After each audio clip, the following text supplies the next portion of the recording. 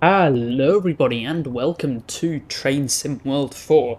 Today I am going to be discussing my initial thoughts of the full game, including standard and deluxe editions. So more or less the full game, excluding the Train Sim World 3 carryover routes in the special edition. We'll get straight in, we'll set up the train before we do anything else. Get safety systems on, doors open, grab that, and we will set that to full, because it is the middle of the night. Yes, Train Sim World 4. I'm going to split this up into discussing the individual routes, and then talking about the game as a whole. So I'll start with East Coast Main Line, because that's what we're driving at the moment. It's just a bit boring. There's just not too much stuff going on. Like you can see here, you've got 28 miles before the next stop, which some people love, I know, but I think most people would prefer to have something slightly more engaging, slightly more operationally interesting, to use a big word. It's a bit dull. Additionally, the OHLE, the overhead wires, they look bad, the new stuff. Like, you can't see them here because it's nighttime, but I mean, well, actually, you sort of can. If I zoom in, you can see the wires go way further than, like, you can see the wires much further out than you can see any of this, any of the supports hanging off the stanchions, which in real life are wires of the same thickness, so you should be able to see them from as far as the wires themselves. Also, this route, it's full of bugs. Like, the intercar connectors are, I mean, you can't really see them, but this cabling up here, it isn't attached at one end, and the cabling down here that you can't see because it's nighttime, but trust me, it just floats around. It's not anchored to anything, so if you go around a bend, these wires just float in midair. This TMS sometimes doesn't work. The AWS and safety systems you can hardly hear, and it's just generally too bright in the cab, I feel, and you can't, like, you can hardly read what that says. Even if I turn the cab light off, you can hardly read that. And it's no better during the day. Additionally, the PIS doesn't work. This on the side, it doesn't work. It's always blank. And the clocks inside sometimes break. They physically cannot display zeros. They just leave them as a space. In terms of the scenery on this route, the scene, it's fine. It's fine, except one thing, and that's the trees. They load in so close to the cab, and before they load in, they're just sort of 2D assets with no shadows, and they look hideous. They look truly awful. But yeah, going back to the rest of the modelling, it's quite nice. The stations are very good. The signalling is very nicely done. And the rest of the train is quite well modelled. But one big thing, the sounds. They don't sound like a Class 801. They sound, funnily enough, like an Electrostar, because that's what they're copied from. Now, granted, they have used some Class 801 sounds. They're not just ripped straight from an Electrostar, but the running sounds and some of the other various sounds are just copied from Electrostars, which is a bit of a shame, a bit of a disappointment. Moving on now to the Vorarlberg route. It's much more interesting from a driving perspective than this route is.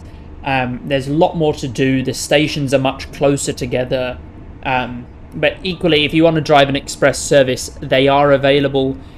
There's sort of multiple different service patterns starting and ending in different places, and there's different lines. There's double track, single track, triple track, all of that stuff. It's got 3 different branches, and some of the infrastructure is very, very cool. Like there's a single track running next to the lake, which is very well modelled by Dovetail, in fairness. And there's the causeway leading into Lindau, which is a very cool piece of infrastructure. And Lindau Hauptbahnhof itself is very cool, very interesting, and Dovetail have done it reasonable justice. However, the distant scenery is pretty bad. Just like on ECML, the trees that are in the distance are 2D assets with no shadows, and in the distance they're relatively sparse. I mean, it's not like a desert. You can tell it's a forest, but you can see in between the trees, and because there's no shadows, they look really wrong, and you can tell they're 2D. And it's a shame, because the rest of the mountains, the height mapping and stuff, is done quite well. And there are shadows on the mountains from where the terrain is. It's just you can't... There are no shadows on the trees, so that's a bit of a shame. As well, the grass everywhere is it's fluoro green. It's like highlighter ink. It's not grass coloured at all. And I know grass is green, but it's too green. It's too green. Which is something I didn't think Dovetail, I didn't think they'd be able to make that mistake. So that's a disappointment. On to sounds. They're atrocious. The 4024, the Talent one, it uses sounds from the Talent 2 and sounds from the ICE3 combined, none of them coming from the Talent 1, and they're all completely wrong, very incorrect, and a huge disappointment, and they detract significantly from the driving experience. Yeah. The layers, when the layers come online, they'll add a lot to the game, to the route, because we have the MRCE ES64 with the IC carriages, and we'll also have the EMU, the Stadler Flirt from Luzern to Zersee, which will be good as well. But there's not quite enough to make it fantastic. Like it's not bad, but I was expecting it to be my favourite route, but it's not. It's just a bit all over the place. And Antelope Valley, finally, on the standard routes. Antelope Valley, much like East Coast Main Line, it's a bit boring. The scenery is better overall, because there are less trees, so the trees can't bring it down as much. But inside LA, within LA, it just feels dead. It doesn't feel like a bustling metropolis. It feels like a rural town in the middle of bumfuck nowhere. And Dovetail haven't captured what little liveliness there is in LA. It just feels so dead. And the LA River just feels so awful. And I know LA in real life is awful. Fight me in the comments. But it's just, Dovetail have made it super, super awful. And it's not a pleasure to drive in and out of Union Station. The rest of the map is fine. It's quite nice. What I can see. Can we take a quick screenshot here? I wonder. It's a bit late. Sort of missed the boat somewhat. I wonder, can we whilst we're talking about train sim world, this feature, photo mode, I like that. That's very good. Oh, we can boost the exposure, so I can actually see things. That's nice. Add a bit of colour. Add a bit of brightness.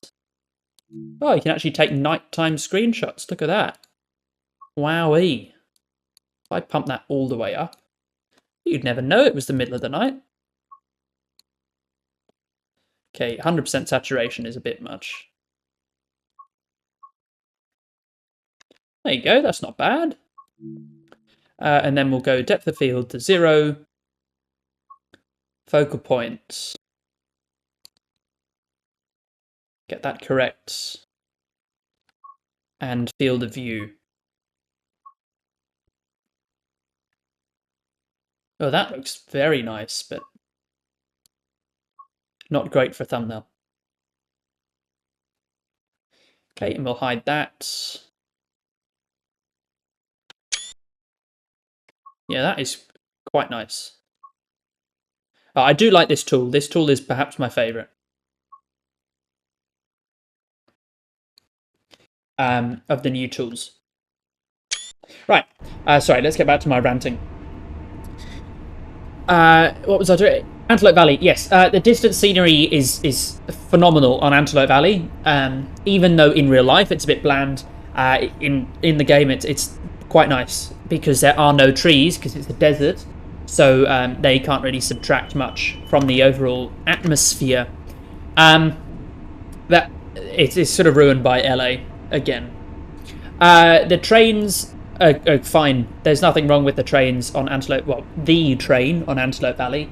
I'm eagerly awaiting the layers, even though they've sort of removed a lot of the freight, or a lot of the possible freight. One thing that is a shame with that route is they've modelled and done all of the work for AI trams around Union Station and around the tram depot, which is alongside the route. But they've locked it behind the Milestone Award, which I do not like in the slightest. You have to have the Milestone Award to access the AI trams, and that just seems so wrong. Like normal Mastery Awards, it might be a Christmas market by the side of the track, right? Something that doesn't affect the gameplay that much. You know, it's a nifty little quirk to say, yes, look at me, I've done something, I'm amazing, right? But having something that is actually quite important to the immersion locked behind some stupid progression-based milestone is cheap. It feels very gamey and detracts from the feel of the simulator, which is I'm not a supporter of that. Yeah, that's more or less all I have to say about Antelope Valley, other than it's a shame we don't have the MP36PH and Bombardier bi-levels, which we could very easily have. The deluxe content, Rice of Dresden. Put simply, it is worse than Train Sim Mode 3 and Train Sim Mode 2. The stuff they've done to it has sort of ruined it. Everything's too bright. The shadows are fucked. The OHLE is a bit off-putting. It's not great. I mean, it's still fine as a route, but it's not worth upgrading if you don't have. If you already have the route, then that's fine. But I wouldn't necessarily buy it new for Train Sim Mod 4.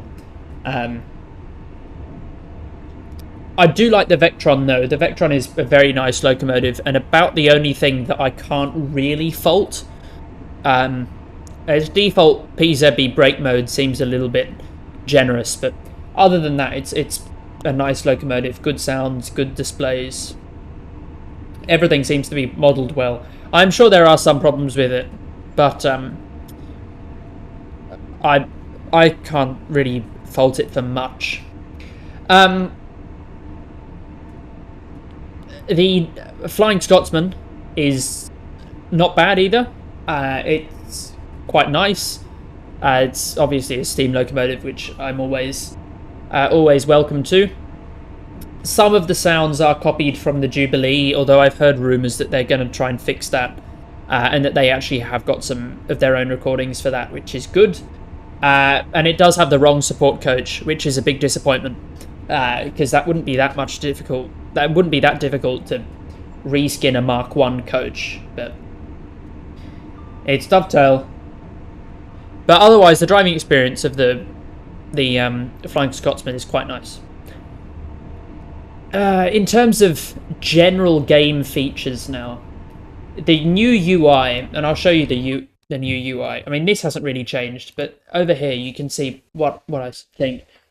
I don't like it. I don't like how everything is transparent or everything's the same. Like here, you can tell where the buttons are, but it's less intuitive than if everything was white and when you hover over it, it goes transparent. Because this, it's sort of at first glance, like if it's hard to tell. It is hard to tell where the buttons are, and if you were had eyesight problems, it would be difficult. Everything else is sort of fine. Like, why can't we have this style with the white for everything? And it's the same when you're when you're selecting a timetable or selecting a service or whatnot. It just is a little bit clunky and a little bit less intuitive. Scenarios, I've got mixed feelings about these because some of the scenarios have music in them. Not a fan in the slightest. Now, if you could turn the music off, I wouldn't have a problem. But you can't. And it's very, very fucking loud. I could not hear myself think over the music when it came on in a scenario on this route. And it was so loud, I couldn't hear the AWS, which is too quiet, and I got an emergency brake. Not cool, not fun. Oh. Let's see if we can get another photo here. Is this better timed? Oh, where's the camera? I need to reset that. Better timed? Ah, bollocks. Perhaps if I jump back and wait for it to be at the back of the train. Right, let's see. I've probably gone too far now. And you can't press shift to fly faster in this photo mode. I do not believe. No.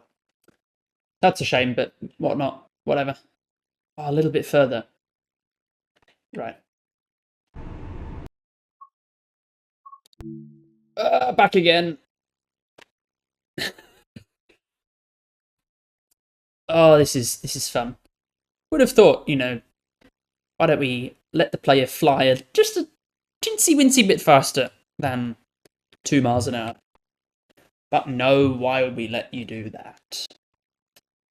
Alright, that's good enough. Let's come back into here. Exposure all the way up. Let's let some light through. Saturation up a little bit. Not touching the vignette. And brightness all the way up. If I bump the saturation slightly more. Yeah, there we go. Okay. When you're ready. Camera settings. Depth of field. 0. Focal point. Actually, let's zoom in.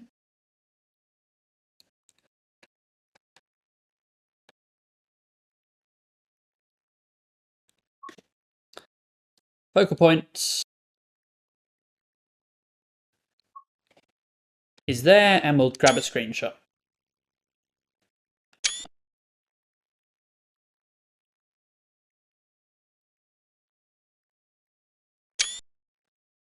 Very nice. Can I do front on? Be nice if we had a quick pause, unpause button here, but whatever. But if I go back and then zoom in, because I reckon that'll make them appear closer to each other. There we go. Maybe slightly further out. Playing at individual percents here. Trying to zoom? Trying to focus, please? No? Okay. Just increase the depth of field somewhat. Bit more? My apologies. I do understand this is taking a bit of time. Right. There we go. What an artsy shot. Right, back to the cab. So yes, what was I talking about? Yes, music. It's bad. Turn it off. Let us turn it off at the very least. I don't think I had much else to say about the game overall. I guess I'll just sort of conclude now that we're approaching Grantham. Man, that was well timed. I would say if you haven't already bought the game, or if you've pre-ordered it but you're not sure, get a refund and wait until the game goes on sale. Say Christmas time or something. Or is there a Halloween sale or something? But, I mean, mostly Christmas, I reckon, would be your best bet. Are we speeding? Oh, we are. Okay. Oopsies. I'll still get platinum, though. You watch. Is it 120 or 115? 115.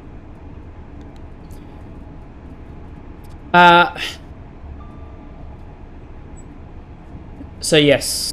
Wait until there's a sale. If you want, I'm not sure what the rules about this are for console or Epic, but on Steam, certainly, if you can play for less than 2 hours, make up your mind, and then get a refund, even after then.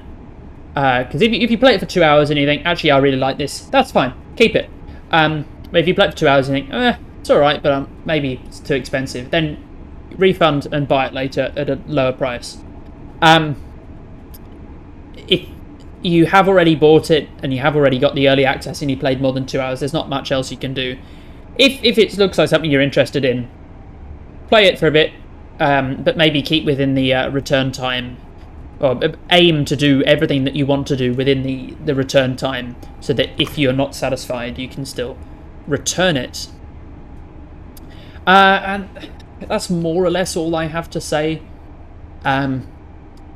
Overall, I think it's not fantastic. It doesn't feel great. Certainly feels like just a rehash of Train Sim Mod 3 with minimal upgrade and some things that are worse than the original. I am somewhat excited for the future. With the editor, of course, and that is about the biggest thing for the game, the editor. And I suspect a lot of people will share my opinion on that. And as well, the oh, bollocks. Might overrun this. What was I going to say? Can't remember. There's your Electro Star sounds, by the way. Whilst we're here, I'll just take a quick peek outside, because the stations are quite nicely done. Stations are very nicely done. All of this lovely ironwork. But yeah, editor, I'm quite excited about. Wait, why am I waiting? Whilst we're in the platform, might as well get another photo if we reset the filters. What does this side look like? Not great. Oh, but I can just pump up the saturation. That's all right. Come on. Color settings, exposure, up. Saturation, no, I said all the way. All the way, come on. There you go. Brightness. Fair ways up, and a little bit of... Oh, that's quite a lot. Okay, yeah, bit of saturation there. And let us grab the depth of field to 0. Come on. Focal point.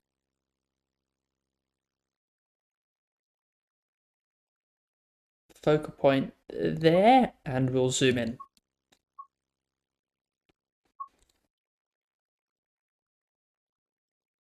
zoom in a bit and we'll readjust the focal point. So get the zoomer nice and focused on the front. Hide the overlay and grab a screenshot. Nice. Yeah, speaking of the editor, I do have file sharing now on my website. Link in the description, as always. So check that out if you want. And that more or less concludes this video. Nicely, in fact, very well timed. Tiny by coincidence. Oh, one more bug. I just remembered this one. Well,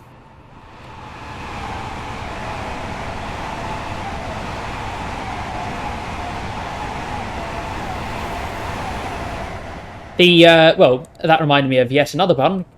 The 801s have the diesel engine running all the time, and the track monitor cannot be turned off unless everything is turned off. So as soon as you have one thing turned on, the track monitor comes on. Yeah, platinum medal. There you go. That is finally it. Thank you so much for watching this video. I hope you've enjoyed, and I'll see you next time. Goodbye.